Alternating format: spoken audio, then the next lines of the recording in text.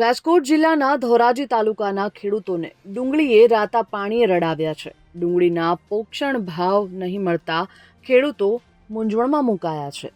કમોસમી વરસાદથી પાકોને ભારે નુકસાની વેઠવાનો વારો આવ્યો છે. ત્યારે વાત કરીએ ડુંગળીની, તો ડુંગળી કમોસમી વરસાદથી વ્યાપક પ્રમાણમાં નુકસાન નીવડી છે.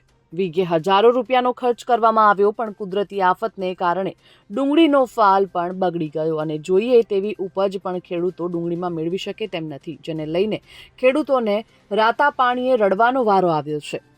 ધોરાજીના માર્કેટિંગ યાર્ડમાં ખેડૂતોને ડુંગળીના પોષણ ભાવ મળી નથી રહ્યા. ₹2 કિલો ડુંગળી વેચાણ થઈ રહ્યું છે અને ડુંગળી પકવતા ખેડૂતો ઉપર આભ ફાટી નીકળ્યું છે. તો ખેડૂતોને ડુંગળીના પોષણ ભાવ નહીં મળતા ખેડૂતો મૂંઝવણમાં પણ મુકાયા છે.